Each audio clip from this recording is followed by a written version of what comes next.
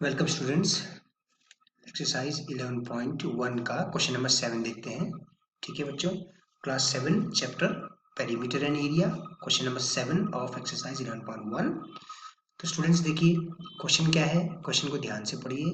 Question एक rectangle के बारे में है। The perimeter of a rectangle is 130 centimetre. ठीक हो गया, उसकी वैल्यू दे रखी है 130 सेंटीमीटर। और if the breadth of the rectangle is 30 centimetre, find its length. Also find the area of the rectangle. ठीक है, उसकी ब्रेड्थ दे रखी है 30 सेंटीमीटर, तो उसकी लेंथ तो हमने फाइंड करनी ही है, क्योंकि एरिया अगर रेक्टेंगल का होता है तो लेंथ इंटू ब्रेड्थ होता है, तो उसके लिए हमें ब्रेड्थ तो फाइंड करनी पड़ेगी। अब लेंथ दी है, पेरीमीटर दिया है, तो उस इक्वेशन से, पेरीमीटर वाली इक्वेशन से हम ब्रेड्थ को बड़ी आसानी से निकाल सकते हैं। अब आप देखिए, पेरीमीटर ऑफ रेक्टेंगल 130 सेंटीमीटर हमने लिख लिया, ब्रेड्थ 30 सेंटीमीटर लिख लिया। अब हमें पता है perimeter of rectangle is equal to 2 into length plus breadth. तो पेरीमीटर की जगह 130 लिख दिया, is equal to 2 into in bracket length plus 30। 2 जो है डिवाइड में चला जाएगा, तो 130/2 is equal to length plus 30। तो इस इक्वेशन को पूरा का पूरा एक दूसरे से इंटरचेंज कर देते हैं, तो साइन चेंज नहीं होता है। तो कहने का मतलब ये हुआ कि length plus 30 is equal to 65 बन गया। तो लेंथ क्या हो जाएगी, 30 को राइट हैंड साइड में ले गए, माइनस में हो गया, तो 35 सेंटीमीटर मिल गया। राइट, तो ये इक्वेशन हमने सॉल्व कर ली। तो area of rectangle, length into breadth, 35 into 30 that is 1050 centimetre square. ठीक है ना, इस चीज को ध्यान में देखिए। इक्वेशन में वैल्यू पुट कर दी, पेरीमीटर की वैल्यू 130 रख दी, इज इक्वल टू 2 की जगह 2, ब्रैकेट में लेंथ की जगह लेंथ प्लस ब्रेड्थ की जगह 30 रख दिया। ओके, तो ये 2 मल्टीप्लाई में था इस पूरी ब्रैकेट के साथ, तो हम इसको राइट हैंड साइड में ले जाए, लेफ्ट हैंड साइड में ले जाएंगे तो अपॉन में चला जाएगा, डिवाइड में चला जाएगा, है ना। तो 65 is equal to length plus 30 बना। तो पूरी इक्वेशन को इंटरचेंज कर दिया हमने, तो length plus 30 is equal to 65। Okay, इस तरह से। अच्छा, आगे देखते हैं। तो अभी तक आपने देखा होगा क्वेश्चन नंबर 5, 6, 7 में पेरीमीटर दिया है, लेंथ दिया है तो ब्रेड्थ निकालनी है, या एरिया दिया है, लेंथ दी है तो ब्रेड्थ निकालनी है। इस तरह से तीन में से कोई दो चीजें दी होंगी आपको कोई भी इक्वेशन में, है ना। तो आप तीसरी वैल्यू, अननोन वैल्यू फाइंड कर सकते हैं इक्वेशन को सॉल्व करके। अच्छा, अब अगला क्वेश्चन देखिए, क्वेश्चन नंबर 8 देखते हैं। एक डोर है जिसकी लेंथ 2 मीटर है। ये डोर है, एक दीवार पर बना हुआ है, फिट किया गया है दीवार पे। ये 2 मीटर और इसकी विड्थ जो है या ब्रेड्थ जो है, विड्थ या ब्रेड्थ 1 मीटर। ठीक है, इसकी चौड़ाई 1 मीटर और लंबाई जो है 2 मीटर है दरवाजे की। Length of the wall is 4.5 meter. ये पूरी यहाँ से यहाँ तक की लेंथ जो है 4.5 मीटर दे रखी है, और इसकी चौड़ाई 3.6 मीटर दे रखी है। Find the cost of white washing the wall if the rate of white washing the wall is ₹20 per meter square. 1 meter square area को पेंट करने के लिए 20 रुपए का खर्च है। तो आप देखिए, जाहिर सी बात है, जब आप दीवार पे पेंट करते हैं, जब आप दीवार पर पेंट करते हैं तो दरवाजे पे तो नहीं करेंगे ना, दरवाजे पे तो आपका दूसरा पेंट लगता है। दीवार पर व्हाइट वॉश करना है, तो आप पहले फाइंड कर लेंगे कि कितना एरिया हमने व्हाइट वॉश करना है। तो पूरी दीवार के एरिया में से इस दरवाजे का एरिया को घटा देंगे, तो हमें एरिया ऑफ व्हाइट वॉश मिल जाएगा, कितना एरिया हमने व्हाइट वॉश करना है। तो length of door 2 meter, breadth of door 1 meter लिख लिया, length of wall 4.5 meter, breadth of wall 3.6 meter. Wall और डोर दोनों ही रेक्टेंगल है। ओके, तो दरवाजे का एरिया निकाल लेते हैं, length into breadth, 2 metre square आ गया, 2 इंटू 1 2 मीटर स्क्वायर आ गया। ठीक है, अब आप देखिए वॉल का एरिया निकाल लेते हैं। वॉल का एरिया यहाँ से यहाँ तक 4.5 मीटर है, और ब्रेड्थ जो है 3.6 मीटर है। तो एरिया क्या आ जाएगा, लेंथ इंटू ब्रेड्थ, 4.5 इंटू 3.6, तो ये आया 16.2 मीटर स्क्वायर। ओके, तो एरिया कितना व्हाइट वॉश करना है, ये जो आपको ब्लू एरिया दिख रहा है यही तो व्हाइट वॉश करना है। तो ये एरिया कैसे मिलेगा, आप सीधी सी बात है, पूरी दीवार के एरिया में से डोर के एरिया को सब्ट्रैक्ट कर देंगे, तो आपको जो एरिया व्हाइट वॉश करना है वो मिल जाएगा। तो area of the wall 16.2 minus area of door -2 हो गया, है ना, 14.2 मीटर स्क्वायर। 1 मीटर स्क्वायर को व्हाइट वॉश करने का कॉस्ट है ₹20। तो hence cost of white washing 14.2 meter square area will be 14.2 into 20, यानी कि ₹284 आ गया। ठीक है, ₹284 आ गया, है ना। एरिया हमने व्हाइट वॉश करने का क्या है वो निकाल लिया, तो दरवाजे का एरिया घटा दिया हमने पूरी दीवार के एरिया में से। ठीक है, फिगर से आपको बेटर समझ में आ रहा होगा, है ना। अच्छा, अब हम बात करते हैं एक्सरसाइज 11.2 की, जो कि रिलेटेड है एरिया ऑफ पैरेललोग्राम और एरिया ऑफ ट्राइंगल की। तो दो शब्द यहाँ पर है हमारे पास करस्पॉन्डिंग हाइट के। याद रखिए पैरेललोग्राम क्या होता है, एक ऐसा क्वाड्रिलेटरल होता है पैरेललोग्राम जिसमें अपोजिट साइड्स जो है इक्वल और पैरेलल होती हैं। ठीक है, तो पैरेललोग्राम का एरिया क्या होता है, बेस इंटू करस्पॉन्डिंग हाइट। अगर ये बेस है, अगर ये वाली साइड बेस है तो करस्पॉन्डिंग हाइट ये वाली होगी, उस पर जो परपेंडिकुलर गिरा है वो उसकी करस्पॉन्डिंग हाइट होगी। जैसे मैंने एक फिगर लिया है यहाँ पे, पी क्यू आर एस नाम से एक पैरेललोग्राम है, इसमें दो आपको परपेंडिकुलर दिख रहे होंगे, क्यू एन और क्यू एम। अगर हम एस आर को बेस लेते हैं, ठीक है, अगर हम एस आर को बेस लेते हैं तो करस्पॉन्डिंग हाइट क्या होगी, क्यू एम होगी, क्यू एन नहीं होगी बल्कि क्या होगी, क्यू एम। जो उस बेस पर परपेंडिकुलर गिर रहा है वही करस्पॉन्डिंग हाइट है। If S R is the base then Q M will be the corresponding height.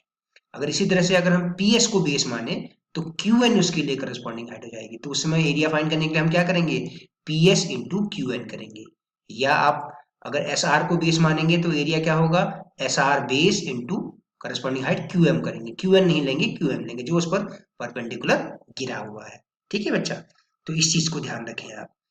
इसी तरह से एरिया ऑफ ट्राइंगल क्या होता है, 1/2 into base into corresponding height. ये बेस हो गया यहाँ से यहाँ तक into corresponding height, 1/2 into base into corresponding height. तो क्या चीज समझ में आ रही है इन दोनों में, पैरेललोग्राम के एरिया का हाफ है एरिया ऑफ ट्राइंगल, है ना।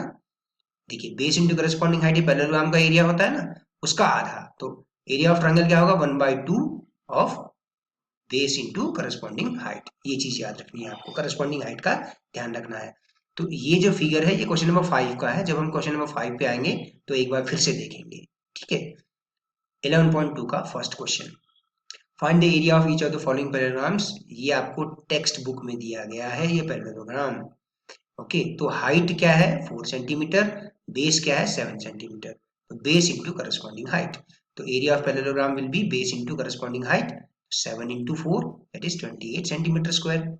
आसान है ना, बेस और करस्पॉन्डिंग हाइट का प्रोडक्ट होता है, हमेशा याद रखिए। अब इसमें तो एक बेस दिया है, उसी पर एक परपेंडिकुलर गिरा हुआ है तो वो करस्पॉन्डिंग हाइट है। इस फिगर से height of parallelogram 3 centimetre, base of parallelogram 5 centimetre. तो therefore area of parallelogram is equal to base into height that is 5 into 3 15 centimetre square. Okay, like this. C part देखिए, base इस parallelogram में 2.5 centimetre है, corresponding height 3.5 centimetre है। Base is 2.5 centimetre, height is 3.5 centimetre. तो area of parallelogram we can say base into height, आधार गुना ऊंचाई, है ना। 2.5 into 3.5, 2.5 25 5 125 carry on 12, 25 3 75 and 12 87, तो 8.75 सेंटीमीटर स्क्वायर आ गया। ओके, तो डी पार्ट देखिए। अब आप देखिए हाइट क्या है इस पैरेललोग्राम की, जिस बेस पर परपेंडिकुलर गिरा है उसको हाइट कहा जाता है। तो हाइट 4.8 सेंटीमीटर है, तो बेस क्या हो जाएगा 5 सेंटीमीटर हो जाएगा। तो base into height, area of parallelogram will be base into height. तो 5 into 4.8 that is 24 centimetre square. Understand this thing कि करस्पॉन्डिंग हाइट, देखिए मैंने इसमें एक मार्क किया हुआ आपके लिए, अगर 2 सेंटीमीटर की साइड बेस है तो करस्पॉन्डिंग हाइट 4.4 सेंटीमीटर, जो उस पर परपेंडिकुलर गिरी हुई है वही हाइट होगी उस पैरेललोग्राम की। ठीक है, मान लीजिए अगर ये यहाँ से बना होता तो उसमें बेस ये होता। ठीक है, तो हाइट ऑफ पैरेललोग्राम 4.4, बेस 2, तो area of parallelogram base into height 2 into 8 4.4 that is 8.8 centimetre square, isn't it. Now see question number 2। Question number 2 अब ट्राइंगल से रिलेटेड है। ठीक है, बेस इंटू करस्पॉन्डिंग हाइट, है ना, 1/2 into base into corresponding height. याद रखिए ट्राइंगल का एरिया क्या होता है बच्चों, 1/2 बेस इंटू हाइट। ठीक है, पैरेललोग्राम का एरिया क्या होता है, पीछे देखिए पैरेललोग्राम का एरिया होता है base into height, whereas triangle का एरिया क्या होता है 1/2 into base into height. Okay, तो from the figure base is 4 centimetre, height of triangle is 3 centimetre. यहाँ थोड़ा गलती से टाइप हो गया, ये ट्राइंगल होगा, ये हाइट ऑफ ट्राइंगल 3 सेंटीमीटर। तो area of triangle will be 1/2 into base into height, 1/2 into 4 into 3। सो 2 से 4 2 बार कटा, 2 3 जा 6 सेंटीमीटर स्क्वायर। ओके, कर सकते हैं बड़ी आसानी से। जैसे इसमें देखिए बेस क्या है 5 सेंटीमीटर, हाइट क्या है 3.2 सेंटीमीटर, जो उस पर परपेंडिकुलर गिरा हुआ वही हाइट होगा। तो 1/2 into base into height, 1/2 into 3.2 into 5, यहाँ होना चाहिए 5 इंटू 2 3.2, है ना, थोड़ा सीरियल गड़बड़ हो गया, हाइट इंटू बेस हो गया, बात एक ही है। 1/2 इंटू 3.2 इंटू 5 तो आया 8 centimeter square. Okay, C part देखिए इसी तरह से 1/2 base into height, 1/2 base is 3 and height is 4, 1/2 into 3 into 4 that is 6 centimeter square. 2 से 4 2 टाइम्स कटा ना, तो 3 इंटू 2 हो गया है ना ये। डी पार्ट, अब देखिए ये ऑब्ट्यूज एंगल ट्राइंगल है, ये क्या है, एक ऑब्ट्यूज एंगल ट्राइंगल है, ये एंगल 90 डिग्री से बड़ा है, ये वाला एंगल 90 डिग्री से बड़ा है।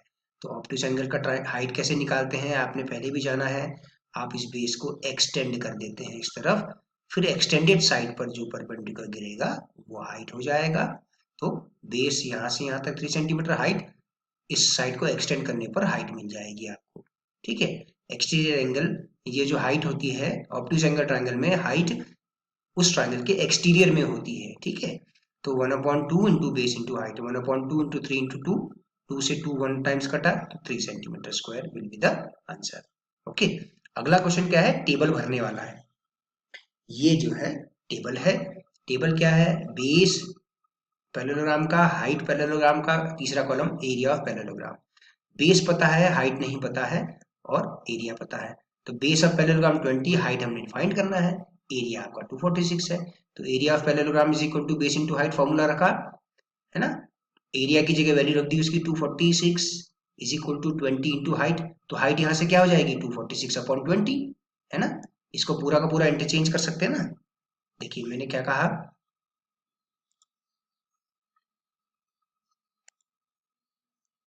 ये जो इक्वेशन आई यहाँ पे है ना, तो ये आप इसको ऐसे भी लिख सकते हैं 20 into height is equal to 246, है ना। पूरा का पूरा इंटरचेंज कर देंगे तो साइन चेंज नहीं होता है ना। 246 is equal to 20 into height को हम लिख सकते हैं 20 into height is equal to 246, पूरा का पूरा इंटरचेंज कर लिया यहाँ से यहाँ। ठीक है, तो हाइट यहाँ से क्या आ गई, 20 मल्टीप्लाई में है तो दूसरी साइड ले जाएंगे तो डिवाइड में चला गया, तो 246 अपॉन 20। ओके, तो आ गया 12.3 सेंटीमीटर, है ना, ये तो है। अब देखिए जैसे सेकंड वाला है, सेकंड रो है, सेकंड रो देखिए आप, base into height is equal to 154.5 centimetre square, तो बेस यहाँ से क्या हो जाएगा, एरिया अपॉन हाइट, है कि नहीं, एरिया अपॉन हाइट। दो नंबर्स का प्रोडक्ट 154.5 है, एक नंबर 15 है, दूसरा नंबर फाइंड कर सकते हैं, base is equal to 154.5 upon 15, तो यहाँ से आ गया 10.3 सेंटीमीटर। ओके, इसी तरह से आपका इसका सी और डी पार्ट होमवर्क के तौर पर करिए, सी और डी पार्ट आप स्वयं करेंगे। देखिए अगर बेस निकालना होगा तो क्या होगा, एरिया अपॉन हाइट हो जाएगा, अगर यहाँ हाइट निकालना होगा तो एरिया अपॉन बेस हो जाएगा।